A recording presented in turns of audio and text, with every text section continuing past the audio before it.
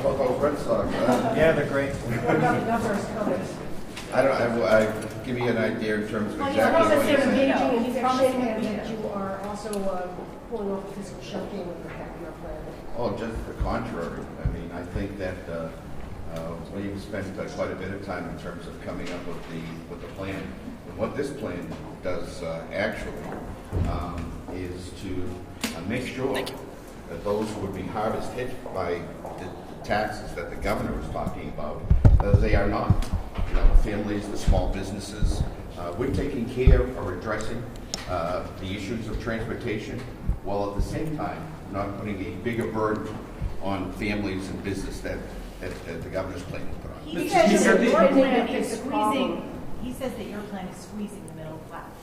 Oh, you know, again, obviously, if you look at the difference in finances of the two plans, you know, 1.9 billion versus 500 million, I think simple arithmetic will show that our plan is more responsive to the needs of the middle class. It's not the House and the Senate plan that is talking about the increase in the income tax. It's not the House and Senate plan, you know, that is talking about elimination of many of the deductions that people presently get, whether they be for education, whether they be for the selling of their home and the like.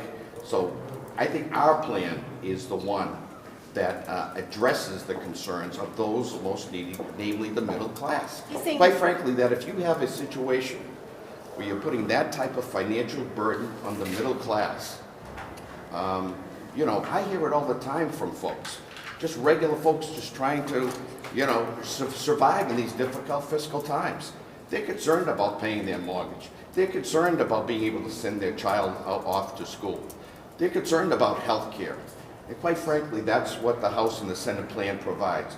We're trying to protect the middle class. That is the, I think, one of the major differences of the two plans. Mr. Speaker, was there ever or is there now a serious effort on either side to negotiate a compromise? I think that in my discussion so far, I've had a lot of discussions with members. I've had discussions with union leaders. I've had discussion with advocates. And most importantly, I've had discussions with citizens across this Commonwealth. And quite frankly, I think that the $500 million that we're sending forth, I think that is the correct number. How about I'm with the concerned governor? about setting forth any further tax burden on the people of Massachusetts. How about with the governor? Was there ever any give in his position? The governor, I think you'll have to ask him that, but I think he's been, you know, and I want to give the governor credit. I mean, he put transportation out there, he put education out there, and that's great. Those are two issues that I care about as well. Those are two issues that I agree with the governor are important in terms of the economic future of the Commonwealth.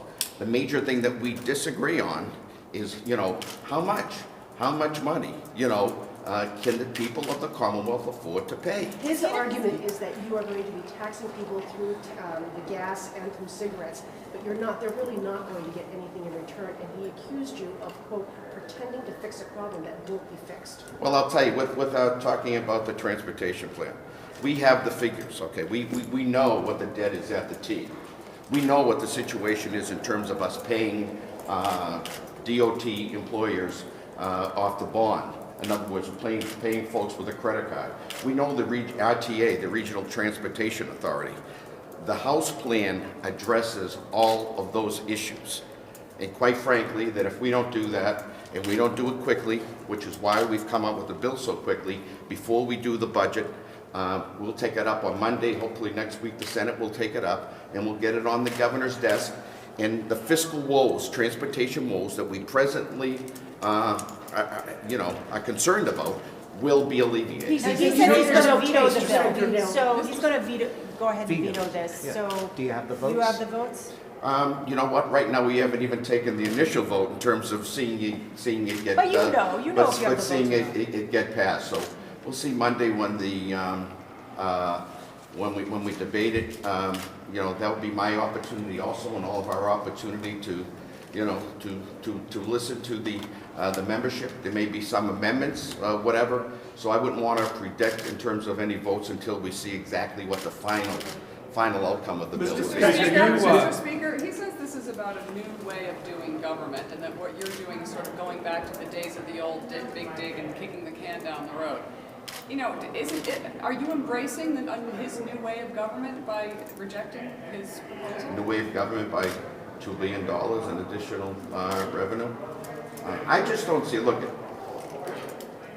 the governor talks about his plan. And again, I just want to make it clear, I appreciate where his plan is, and I appreciate the fact of where he puts his priorities.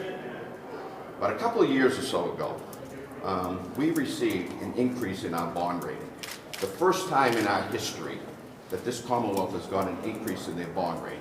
And I'm very, very proud of that. The governor, the Senate President, myself, and Treasurer and Lieutenant Governor all worked very hard to see that happen. So what was the reaction of these bond rating agencies when they saw the governor's plan? Number one, they said it was too reliant on the income tax. Number two, they were very concerned about taking so much money out of the stabilization fund. Three, they said they were very concerned about us borrowing on anticipatory notes.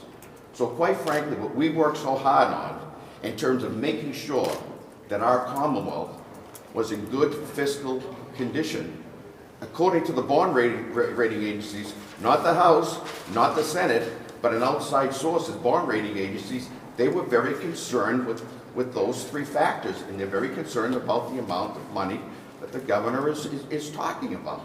I share some of the, you know, we share all of the concerns as the governor, you know, does, whether it's transportation or education. I think it just becomes a question, you know, of how much. And how much can you burden the families of the Commonwealth of Massachusetts? I think it's as simple as that. And what I'm hearing from folks, loudly and clearly, who would be affected by the governor's plan, in particular, a lot of folks who would be affected by the elimination of many of these deductions that people are taking, is they're concerned. They're fiscally concerned in terms of their ability to pay that in the future. Okay, But Mr. that's Speaker. fares. Your plan would require fares to go up more steeply in a shorter amount of time than Governor Patrick's plan. You said that you didn't want to raise fares immediately, but what do you say to There's no need to raise fares. Ever? The T So isn't how a- are they going to make more Well, I revenue? can't say forever. I mean, no one could ever say forever. I don't even think the governor could say But by forever. 2015? Oh, look, this plan provides for sufficient revenue to address the issue at the T, okay? There's some $500 million in this plan.